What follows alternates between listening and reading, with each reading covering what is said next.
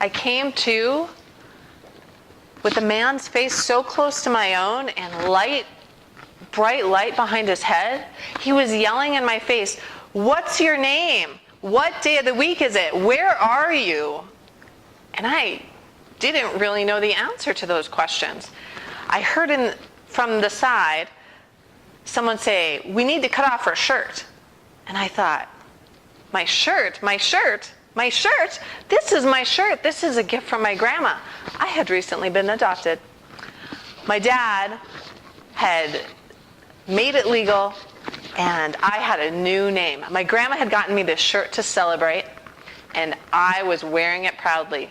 On the back, it said BOEKELHEIDE,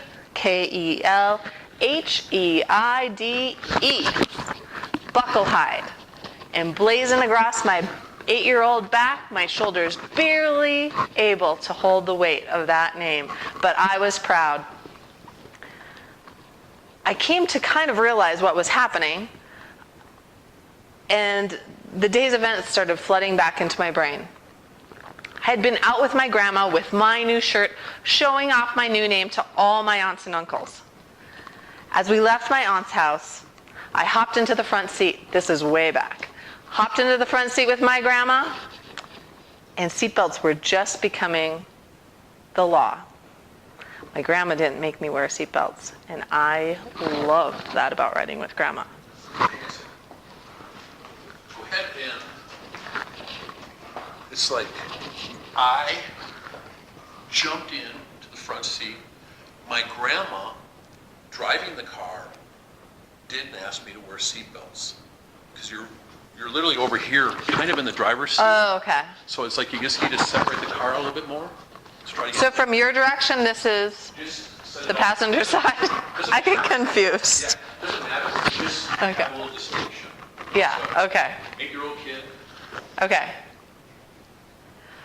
That day, I was with my grandma, and we were visiting all my aunts and uncles to show off my new shirt with my new name.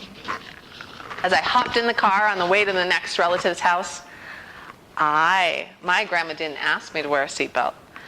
Seatbelts were just becoming the norm, and when I was with grandma, I didn't have to wear one. So off we go. We stopped at the stop sign, and I remember that. As she pulled out, the sun was setting, and she didn't see the car coming at 55 around the corner. We T-boned that car, and my head went through the windshield.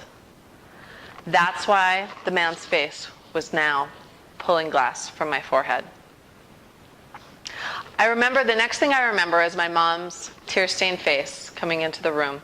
She had been following me across the counties to the hospital. I grew up in a very small town.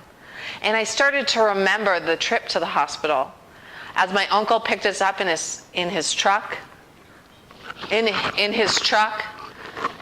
the truck from the 70s that didn't have a seatbelt in the middle, and I lost my mind. He pulled me from a car where my head had gone through the windshield to put me in a truck and speed to the first hospital with no seatbelt on.